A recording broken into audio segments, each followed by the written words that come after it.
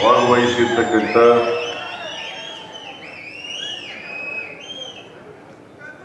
T. Narasipura ವಿಧಾನಸಭಾ ಕ್ಷೇತ್ರದ ಶಾಸಕರು, ಸಮಾಜ ಕಲ್ಯಾಣ ಇಲಾಖೆಯ ಸಚಿವರು ಆದಂಥ ಡಾಕ್ಟರ್ ಎಸ್ ಟಿ ಮಾದೇವಪ್ಪ ಅವರ, ಪಶುಸಂಗೋಪನೆ ಮತ್ತು ರೇಷ್ಮೆ ಖಾತೆ ಸಚಿವರಾದಂಥ ಕೆ. ವೆಂಕಟೇಶ್ ಅವರ, ಉನ್ನತ ಶಿಕ್ಷಣ ಸಚಿವರಾದಂಥ ಸುಧಾಕರ್ ಅವರ, ಲೋಕಸಭೆಯ ಸದಸ್ಯರಾದಂಥ ಶ್ರೀ ಸುನೀಲ್ ಬೋಸ್ ಅವರ, ವಿಧಾನ ಪರಿಷತ್ತಿನ ಸದಸ್ಯರಾದಂಥ ಡಾಕ್ಟರ್ ಯತೀಂದ್ರ ಅವರ, ಡಾಕ್ಟರ್ ತಿಮ್ಮಯ್ಯ ಅವರ, ಮಾಜಿ ಶಾಸಕಿಯಾದಂಥ ಶ್ರೀಮತಿ ಸುನೀತಾ ವೀರಪ್ಪಗೌಡ ಅವರ,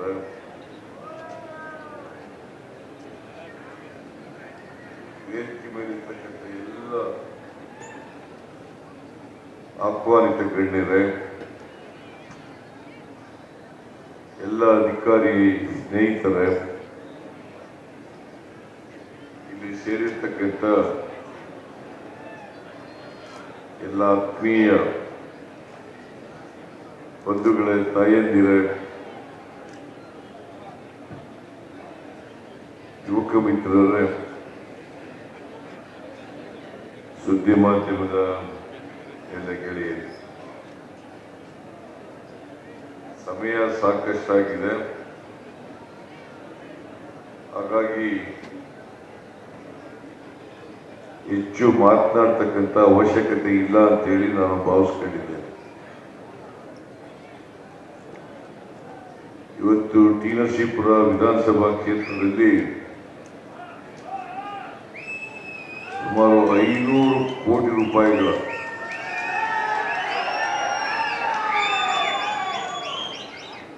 ಅಭಿವೃದ್ಧಿ ಕಾರ್ಯಕ್ರಮಗಳಿಗೆ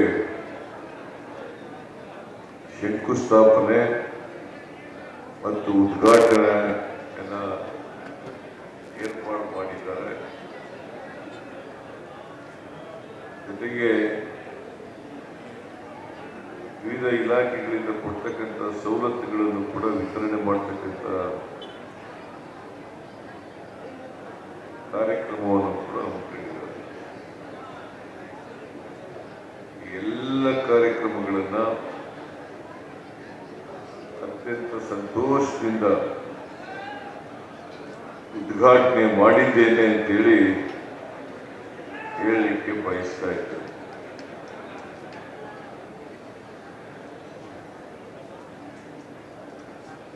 ಭಾರತೀಯ ಜನತಾ ಪಕ್ಷದವರು ಮತ್ತು ಜೆಡಿಎಸ್ನವರು 5 ಗ್ಯಾರಂಟಿ ಯೋಜನೆಗಳನ್ನು ಜಾರಿ ಕೊಟ್ಟ ಮೇಲೆ ಸಿದ್ದರಾಮಯ್ಯನವರ ಖಜಾನೆ ಖಾಲಿಯಾಗುತ್ತದೆ, ಅಭಿವೃದ್ಧಿ ಕೆಲಸಗಳನ್ನು ಮಾಡಲಿಕ್ಕೆ ದುಡ್ಡಿಲ್ಲ ಅಂತೇಳಿ ಅಪಪ್ರಚಾರವನ್ನು ಮಾಡ್ತಾರೆ.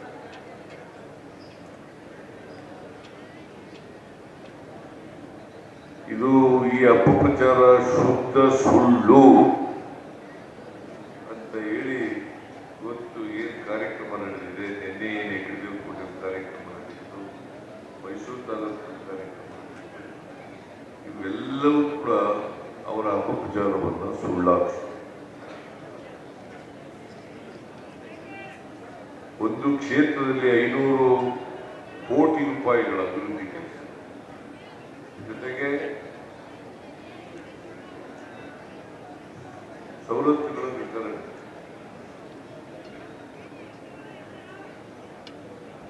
ಕರ್ನಾಟಕದ ಬಜೆಟ್ 3,71,000 ಕೋಟಿ. ಕರ್ನಾಟಕದ ಬಜೆಟ್ 3,71,000 ಕೋಟಿ. ಅದರಲ್ಲಿ 1,20,000 ಕೋಟಿ ಅಭಿವೃದ್ಧಿ ಕೆಲಸಗಳಿಗೆ ಮೀಸಲಿದೆ.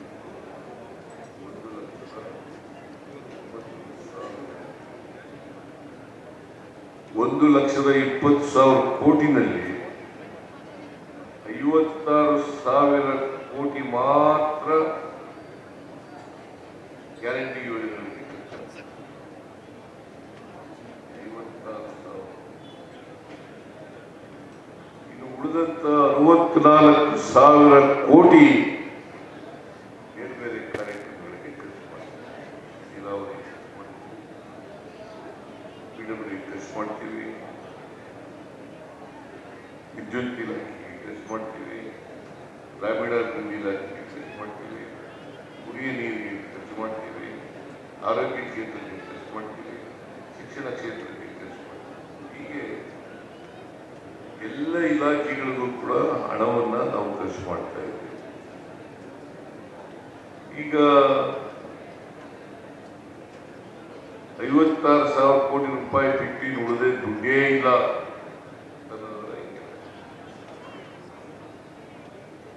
ಈ ಬಿಜೆಪಿ ಬರೀ ಸುಳ್ಳು ಪ್ರಚಾರ ಮಾಡೋದು, ಈ JDS-ನವರು ಸುಳ್ಳು ಪ್ರಚಾರ ಮಾಡೋದು. ಈಗ ನಾನು ಕೇಳ್ತೇನೆ, ಅವರ ರಾಜ್ಯಗಳಲ್ಲಿ ಎಲ್ಲಿ ಈ ಕಾರ್ಯಕ್ರಮಗಳು ನಡೀತಾ ಇದೆ, ಎಲ್ಲಿ ಈ ಗ್ಯಾರಂಟಿ ಯೋಜನೆಗಳು ನಡೀತಾ ಇದೆ ಹೇಳಿ ನೋಡೋಣ. ಬೇರೆ ರಾಜ್ಯಗಳಲ್ಲಿ ಗ್ಯಾರಂಟಿ ಯೋಜನೆಗಳು ನಡೀತಾ ಇದ್ದಾವ?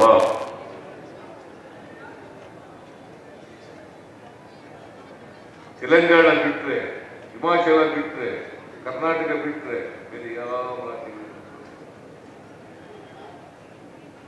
ಯಾಕೆ ಸುಳ್ಳು ಹೇಳ್ತೀವಿ? ಇವರು ಎಲ್ಲ ರಾಜ್ಯದ ಮುಖ್ಯಮಂತ್ರಿಗಳನ್ನ ಎದುರಿಸ್ತಾರೆ. ಯಾಕಂದ್ರೆ ಇನ್ಕಮ್ ಟ್ಯಾಕ್ಸ್ ಅವ್ರ ಕೈನಲ್ಲಿದೆ, CBI ಅವ್ರ ಕೈನಲ್ಲಿದೆ, ED ಅವ್ರ ಕೈನಲ್ಲಿದೆ. ಅವುಗಳನ್ನು ಛೂ ಬಿಡೋದು. ಈಗ ನನ್ನ ಮೇಲೆ ಹಾಕಿದಾರಲ್ಲ ಕೇಸು, 100 ಸುಳ್ಳು ಕೇಸು. ನಿಮ್ಗೆ ಅನ್ಸುತ್ತಾ? ಸುಳ್ಳು ಕೇಸ್ ಅಂತ ಅನ್ಸಲ್ಲ ನಿಮ್ಗೆ?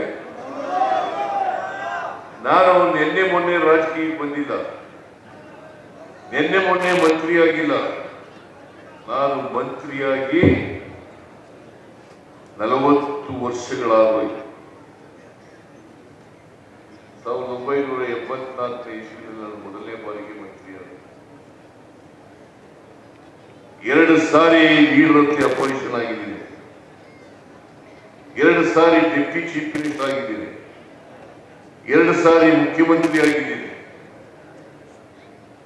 ಯಾವುದೇ ಕಳಂಕ ಇಲ್ಲ ನನ್ನ ಮೇಲೆ.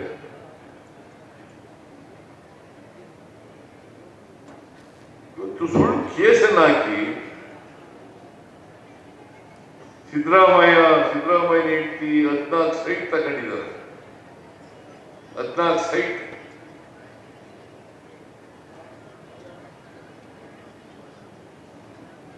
ಸಿದ್ದರಾಮಯ್ಯ 14 ಸೈಟ್ಗೆ ರಾಜಕಾರಣ ಮಾಡಬೇಕಾಗಿತ್ತ?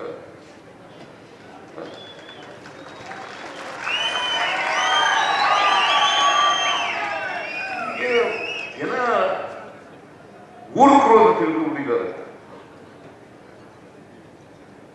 ನಾನು ಅದಕ್ಕೆ ಹೇಳಿದೆ, ಎಲ್ಲಿವರೆಗೆ ಈ ರಾಜ್ಯದ ಜನರ ಆಶೀರ್ವಾದ ಇರ್ತದೆ ಅಲ್ಲಿವರೆಗೆ ನಾನು ಜಗ್ಗಲೂ ಇಲ್ಲ, ನಾನು ಬಗ್ಗಲೂ ಇಲ್ಲ.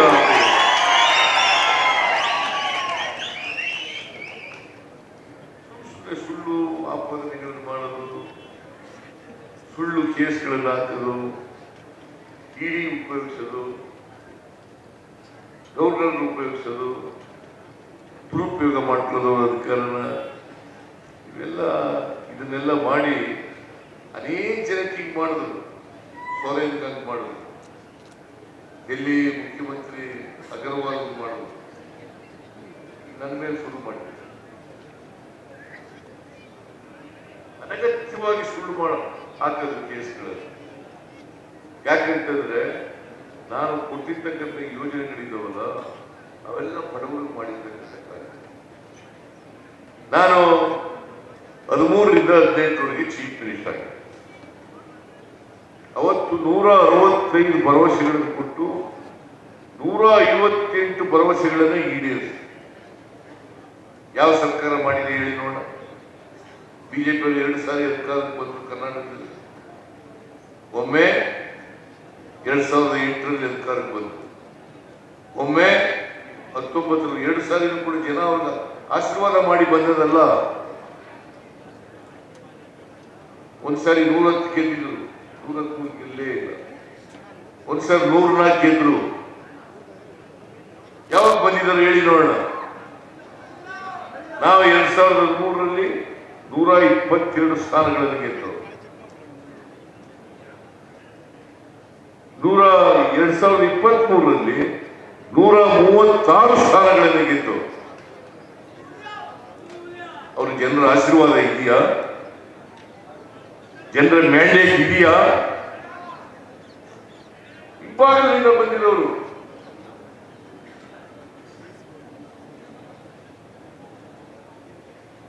ಜನರ ಆಶೀರ್ವಾದ ತಗೊಂಡು ಅಧಿಕಾರಕ್ಕೆ ಬರಲೇ ಇಲ್ಲ. ಕೋಟಿಗಟ್ಟಲೆ ಹಣ ಖರ್ಚು ಮಾಡಿದ್ರು. 17 ಜನ MLA-ಗಳನ್ನ, 3 ಜನ JDS MLA-ಗಳು, 14 ಜನ ಕಾಂಗ್ರೆಸ್ MLA-ಗಳು ತಗೊಂಡು ಅಧಿಕಾರಕ್ಕೆ ಬಂದದ್ದು. ಒಬ್ಬೊಬ್ಬ MLA-ಗೆ 25-30 ಕೋಟಿ ರೂಪಾಯಿ ಕೊಟ್ಟು. ಎಲ್ಲಿಂದ ಬಂತು? ಭ್ರಷ್ಟಾಚಾರದ ಹಣ ಅಲ್ಲ. ಈ ಸಾರಿ ಹೇಗಾದ್ರೂ ಮಾಡಿ ಸಿದ್ದರಾಮಯ್ಯ ಸರ್ಕಾರ ಕಿತ್ತಾಕ್ಬೇಕು ಅಂತೇಳಿ 50,000 ರೂಪಾಯಿಗಳನ್ನ ಒಬ್ಬೊಬ್ಬ 50 ಕೋಟಿ ರೂಪಾಯಿಗಳನ್ನ ಒಬ್ಬೊಬ್ಬ MLA-ಗೆ ಆಫರ್ ಮಾಡೋದು.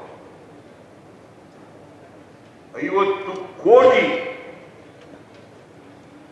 50 ಜನ MLA-ಗಳಿಗೆ 50 ಕೋಟಿ ಕೊಡ್ತೀವಿ ಅಂತ. ಎಲ್ಲಿಂದ ಬರ್ತದೆ? ಎಲ್ಲಿಂದ ಬರ್ತದೆ ಈ ದುಡ್ಡು?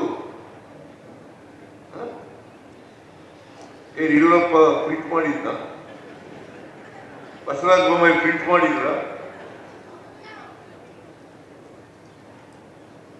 ಅಶೋಕ ಪ್ರಿಂಟ್ ಮಾಡಿದ್ದ? ವಿಜಯೇಂದ್ರ ಪ್ರಿಂಟ್ ಮಾಡಿದ್ರ? ಎಲ್ಲಿಂದ ಬರಬೇಕು ಈ ದುಡ್ಡು? ಲಂಚದ ಹಣ ಕೋಟಿಗಟ್ಟಲೆ ಮಾಡಿಬಿಟ್ಟಿದ್ದಾರೆ. ಅದನ್ನು ಉಪಯೋಗಿಸಿ ಒಬ್ಬೊಬ್ಬ MLA-ಗೆ 50 ಕೋಟಿ. ನಮ್ಮ MLA-ಗಳು ಯಾರು ಕೂಡ ಒಪ್ಪಲಿಲ್ಲ, ಹೋಗ್ತಿದ್ರು ಈ ಸಾರಿ. ಅದಕ್ಕೆ ಶುರು ಮಾಡೋದು ಹೆಂಗಾರು ಮಾಡಿ ಬಡದು ಅಧಿಕಾರ ತೆಗೆದುಹಾಕಿ ಏನಾರ ಮಾಡ್ತಾರೆ. ಅದಕ್ಕೆ ಇವೆಲ್ಲ ಮಾಡ್ತಾ ಇದ್ದಾರೆ. ನಾವು 5 ಗ್ಯಾರಂಟಿ ಯೋಜನೆಗಳನ್ನು ಈ ಸಾರಿ ಜಾರಿ ಕೊಡ್ತೀವಿ ಅಂತ ಹೇಳಿದ್ರೆ 5 ಜಾರಿ ಕೊಟ್ಟಿಲ್ಲ.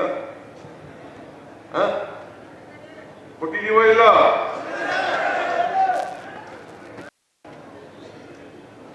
ಎಲ್ಲ ಮಹಿಳೆಯರು ಹೊರಟೋಗಿದ್ದಾರೆ.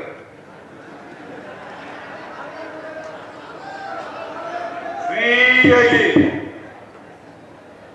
325 ಕೋಟಿ ಮಹಿಳೆಯರು ಇವತ್ತವರಿಗೆ 325 ಕೋಟಿ ಮಹಿಳೆಯರು ಫ್ರೀಯಾಗಿ ಇಲ್ಲಮ್ಮ. ನೀವು ಯಾವತ್ತಾದ್ರೂ ದುಡ್ಡು ಕೊಟ್ಟು ಟಿಕೆಟ್ ತಗೊಂಡಿದ್ದೀರ?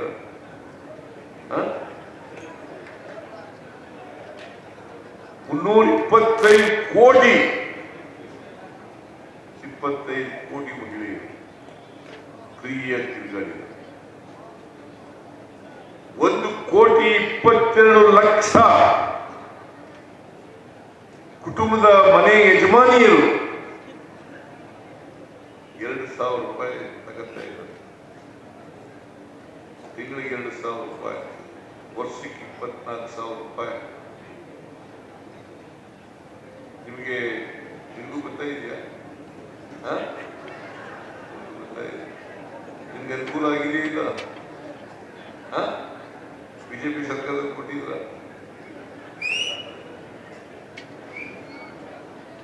ಬಿಜೆಪಿ ಸರ್ಕಾರದಲ್ಲಿ ಕೊಟ್ಟಿರ್ಲಿಲ್ಲ. ಗೃಹ ಜ್ಯೋತಿ 200 ಯೂನಿಟ್ ವರೆಗೆ ಫ್ರೀ, ಯಾರು ಬಿಲ್ ಕೊಡಾಗಿಲ್ಲ. ನೀನ್ ಕೊಡ್ತಾ ಇದೀಯಾ?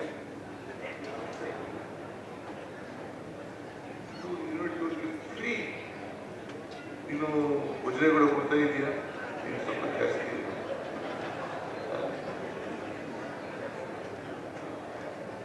ಬಹಳ ಜನ ಕೊಡಲ್ಲ. 1,61,00,000 ಕುಟುಂಬಗಳು, 1,61,00,000 ಕುಟುಂಬಗಳು ಫ್ರೀ ಕರೆಂಟ್ ಉಪಯೋಗಿಸ್ತಾ ಇದ್ದಾರೆ. ಇದು ಅವ್ರಿಗೆಲ್ಲ ಉಳಿತಾಯ ಆಗಿಲ್ವ? ಅಕ್ಕಿ ಕೊಡ್ತೀವಿ ಅಂತ ಹೇಳಿದ್ರು, 5 ಕೆಜಿ ಅಕ್ಕಿ ಕೊಡ್ತೀವಿ ಅಂತ. ಅಕ್ಕಿ ಫ್ರೀಯಾಗಿ ಕೊಟ್ಟವರು 5 ಕೆಜಿನ ಯಾರು? ಯಾರೇ? ನಾನು. ಈ ಸಿದ್ದರಾಮಯ್ಯ ಬಡವರು 2 ಹೊತ್ತು ಊಟ ಮಾಡಲೇಬೇಕು, ಯಾರು ಹಸಿದು ಮಲಗಬಾರದು, ಒಂದು ತುತ್ತು ಅನ್ನಕ್ಕೋಸ್ಕರ ಇನ್ನೊಬ್ಬರ ಹತ್ರ ಹೋಗಿ ಕೈ ಒಡ್ಡಬಾರದು ಅಂತೇಳಿ 5 ಕೆಜಿ ಅಕ್ಕಿಯನ್ನು ಫ್ರೀ ಕೊಡ್ತೀನಿ ಅಂತ ಹೇಳಿದ್ದೆ. ಅದನ್ನ ಕೊಟ್ಟೆ 5 ಕೆಜಿ. ಇನ್ನೂ 5 ಕೆಜಿ ಕೊಡಬೇಕು ಅಂತ ಹೇಳಿದೆ, ಆದ್ರೆ ಅಕ್ಕಿ ಕೊಡ್ಲಿಲ್ಲ. ಅದ್ರ ಬದಲಿಗೆ 170 ರೂಪಾಯಿ ಕೊಡ್ತಾ ಇದ್ದೆ. ಹೌದಲ್ಲ?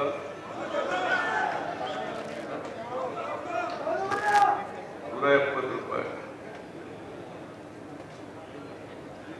ಒಟ್ಟು ಯುವ ನಿಧಿ ಕಾರ್ಯಕ್ರಮ ಕೊಡ್ತಾ ಇದ್ದೀವಿ. ಒಟ್ಟು ಒಂದು ಕುಟುಂಬಕ್ಕೆ 50,000 ರಿಂದ 60,000 ರೂಪಾಯಿ ಒಂದು ತಿಂಗಳು ಕೊಡ್ತಾ ಇದ್ದೀವಿ. ಒಂದು ತಿಂಗಳಿಗೆ 50,000 ರಿಂದ 60,000. ಯಾವ ಸರ್ಕಾರ ಕೊಟ್ಟಿದೆ?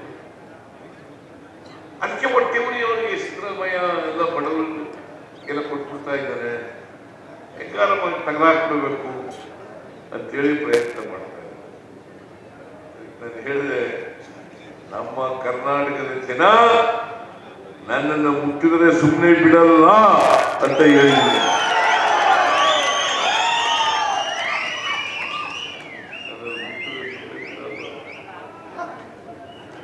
ಸುಳ್ಳು ಇಲ್ಲ. ಇವತ್ತು ಎಲ್ಲ ಕರ್ನಾಟಕದಲ್ಲಿ ಎಲ್ಲ ಕಡೆ ಬಡವರಿಗೆ, ರೈತರಿಗೆ, ಮಹಿಳೆಯರಿಗೆ, ಕಾರ್ಮಿಕರಿಗೆ, ಪರಿಶಿಷ್ಟ ಜಾತಿ, ಹಿಂದುಳಿದವರಿಗೆ, ಅಲ್ಪಸಂಖ್ಯಾತರಿಗೆ, ಎಲ್ಲ ವರ್ಗದ ಜನರಿಗೆ ನ್ಯಾಯ ಕೊಡಬೇಕಂತ ಕೆಲಸ. ಅದಕ್ಕೆ ಏನಾದ್ರು ಒಂದು ಹೇಳೋದು, ನಮ್ಮ ಮೇಲೆ ಏನಾದ್ರು ಒಂದು ಹೇಳೋದು. ಯಾಕಂದ್ರೆ ಈ ಬಿಜೆಪಿಯವರಿಗೆ ಜನ ನೆಮ್ಮದಿಯಾಗಿರೋದು ಇಷ್ಟ ಇಲ್ಲ. ಸಮಾಜದಲ್ಲಿ ಅಶಾಂತಿ ಇರಬೇಕು, ಒಬ್ಬರನ್ನೊಬ್ಬರನ್ನ ಎತ್ಕಟ್ಟಬೇಕು. ಹಿಂದೂ ಮುಸಲ್ಮಾನರ ಮಧ್ಯೆ ಗುಳಿ ಇಡಬೇಕು. ಇದು ಅವರು ಹಿಂದೂಗಳಿಗೆ, ಹಿಂದುಳಿದವರಿಗೆ, ಅಲ್ಪಸಂಖ್ಯಾತರಿಗೆ, ಮಹಿಳೆಯರಿಗೆ ಏನು ಕೊಡಬಾರದು, ಅವ್ರು ಹಾಗೇ ಇರಬೇಕು. ಇದು ಬಿಜೆಪಿಯವರು, JDS-ನವ್ರ ಕೆಲಸ.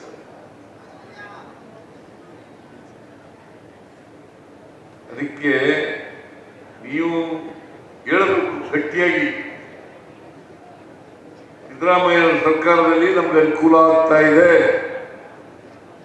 ಸಿದ್ದರಾಮಯ್ಯನವರ ಸರ್ಕಾರ ಉಳಿಬೇಕು, ಸಿದ್ದರಾಮಯ್ಯ ಸರ್ಕಾರ ಮುಂದುವರಿಬೇಕು, ನಮ್ಗೆ ಸಹಾಯ ಮಾಡ್ತದೆ ಅಂತ ಹೇಳಿ ನೀವೇನೇ ಅವ್ರಿಗೆ ತಕ್ಕ ಉತ್ತರವನ್ನು ಕೊಟ್ಟಾಗ ಮಾತ್ರ ಅವರು ಸುಮ್ಮನಾಗಲಿಕ್ಕೆ ಸಾಧ್ಯ.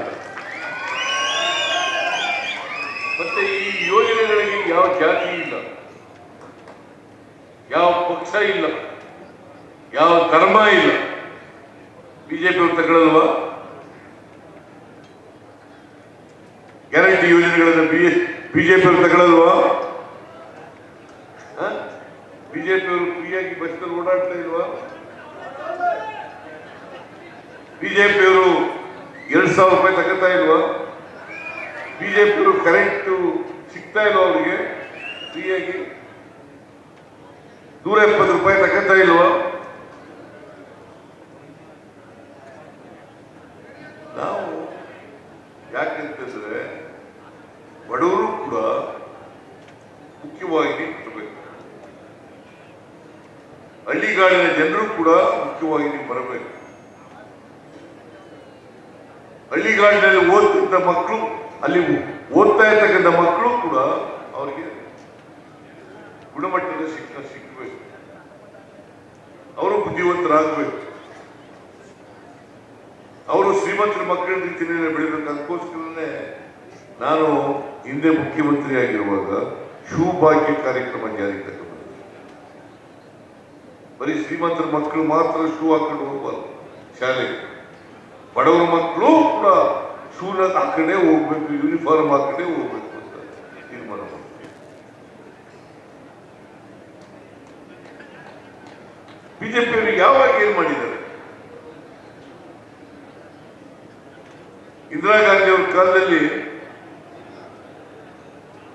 20 ವರ್ಷದ ಕಾರ್ಯಕ್ರಮ ಮಾಡೋದು, ಗರೀಬಿ ಹಠಾವೋ ಕಾರ್ಯಕ್ರಮ ಮಾಡೋದು. ಬಿಜೆಪಿಯವರು ಏನ್ ಮಾಡಿದ್ರು? ನರೇಂದ್ರ ಮೋದಿ ಅವರು ಏನ್ ಮಾಡಿದ್ರು? ವಾಜಪೇಯಿ ಅವರು ಏನ್ ಮಾಡಿದ್ರು? ಹೇಳಿ ನೋಡೋಣ, ಒಂದು ಚರ್ಚೆ ಬರಲಿ, ನಾವು ಇಂಥದ್ದೆಲ್ಲ ಮಾಡಿದ್ದೀವಿ ಅಂತ ಹೇಳಿ ನೋಡೋಣ. ಬನ್ನಿ, ಏನು ಮಾಡಲಿಲ್ಲ, ಬರೀ ಲೂಟಿ ಹೊಡ್ಕೊಂಡಿದ್ರು ಅಷ್ಟೇ. ಲೂಟಿ ಹೊಡೆಯದೇ ರಾಜಕಾರಣ ಅಂತ ತಿಳ್ಕೊಂಡ್ಬಿಟ್ಟಿದ್ದಾರೆ ಅವರು, ಜಾತಿ ಮಾಡೋದೇ ರಾಜಕಾರಣ ಅಂತ ತಿಳ್ಕೊಂಡ್ಬಿಟ್ಟಿದ್ದಾರೆ ಅವರು. ದಯಮಾಡಿ ನಿಮ್ಮಲ್ಲಿ ಕೈ ಜೋಡಿಸಿ ಪ್ರಾರ್ಥನೆಯನ್ನು ಮಾಡ್ತೇನೆ, ನೀವೆಲ್ಲರೂ ಕೂಡ ನಮ್ಮ ಜೊತೆ ನಿಲ್ಬೇಕು, ದೂರಕ್ಕೂ ನಿಂತಿರ್ಬೇಕು. ಈಗ ಎಸ್.ಸಿ. ಮಹದೇವಪ್ಪ ಯಾವತ್ತಾರು ನಿಮಗೆ ಜನದ್ರೋಹ ಕೆಲಸ ಮಾಡ್ತಕ್ಕಂಥ ಯಾವತ್ತಾರು ಮಾಡಿದಾರ? ಯಾವತ್ತಾರು ಮಾಡಿದಾರ? ಅಥವಾ ನಿಮ್ಮ ಹತ್ರ ದುಡ್ಡು ಕೊಡ್ರಿ, ಎಲ್ಲ ಕೆಲಸಗಳು ಮಾಡ್ಕೊಡ್ತೀನಿ ಅಂತ ದುಡ್ಡು ಇಸ್ಕೊಂಡಿದಾರ?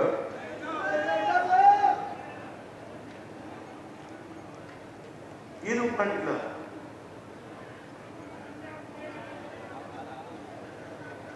ಜನಸೇವಕರಂತೆ ಕೆಲಸ ಮಾಡ್ತಾ ಇದ್ರೆ ನೀವು ಅವ್ರನ್ನ ಗುರುತಿಸ್ಬೇಕಾಗ್ತದೆ, ಅವ್ರಿಗೆ ಶಕ್ತಿ ತುಂಬಬೇಕಾಗ್ತದೆ. ಅದು ಮಾಡಿದಾಗ ಮಾತ್ರ ಒಳ್ಳೆ ರಾಜಕಾರಣಿಗಳು ಬರಲಿಕ್ಕೆ ಸಾಧ್ಯ ಆಗ್ತದೆ, ಇಲ್ಲದ್ರೆ ಭಾರಿ ಕಷ್ಟ. ಸುಲಿಗೆ ಮಾಡ್ತಕ್ಕಂಥ ರಾಜಕಾರಣಿಗಳು, ಶೋಷಣೆ ಮಾಡ್ತಕ್ಕಂಥ ರಾಜಕಾರಣಿಗಳು, ಜನ ವಿರೋಧಿಯಾಗಿರ್ತಕ್ಕಂಥ ರಾಜಕಾರಣಿಗಳು, ಅವರು ಬರೋದ್ರಿಂದ ಅಭಿವೃದ್ಧಿ ಆಗ್ತದ?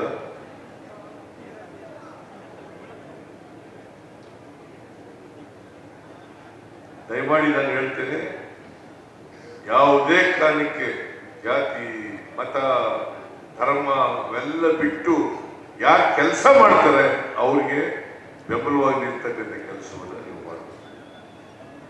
ಯಾರು ನಿಮ್ಮ ಜೊತೆ ಇರ್ತಾರೆ, ಯಾರು ಸಮಾಜಮುಖಿಯಾಗಿ ಇರ್ತಾರೆ ಅಂಥವ್ರ ಜೊತೆಯಲ್ಲಿ ಇರ್ತಕ್ಕಂಥ ಕೆಲಸವನ್ನು ಮಾಡಬೇಕು. ಅದೇ ನೀವು ಮಾಡ್ತಕ್ಕಂಥ ಕೆಲಸ. ನಿಮ್ಮ ಪ್ರತಿನಿಧಿಯಾಗಿ ನಾವು ನಿಮ್ಮ ಸೇವಕರಾಗಿ ಕೆಲಸ ಮಾಡಬೇಕಾಗುತ್ತೆ.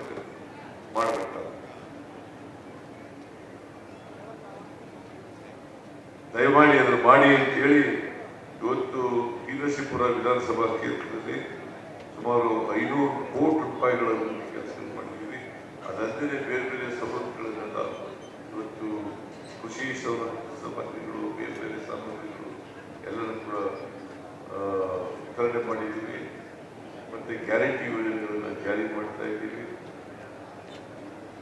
ಈ ಸರ್ಕಾರ ನಿಮ್ಮ ಪರವಾಗಿದೆ, ಬಡವರ ಪರವಾಗಿದೆ, ರೈತರ ಪರವಾಗಿದೆ, ದಲಿತರ ಪರವಾಗಿದೆ, ಹಿಂದುಳಿದವರು, ಅಲ್ಪಸಂಖ್ಯಾತರು, ಮಹಿಳೆಯರು, ಇವ್ರ ಪರವಾಗಿದೆ ಸರ್ಕಾರ. ಇದು ನಿಮ್ಮ ಸರ್ಕಾರ. ಇದನ್ನು ಉಳಿಸ್ಕೊಳ್ತಕ್ಕಂಥದ್ದು, ಇದಕ್ಕೆ ಶಕ್ತಿ ತುಂಬತಕ್ಕಂಥದ್ದು ನಿಮ್ಮೆಲ್ಲರ ಕೆಲಸ ಅಂತೇಳಿ ನಿಮಗೆಲ್ಲ ತಿಳಿಸಿ ನಾನು ಮಾತುಗಳನ್ನು ಮುಗಿಸ್ತೇನೆ. ಜೈ ಹಿಂದ್, ಜೈ ಕರ್ನಾಟಕ.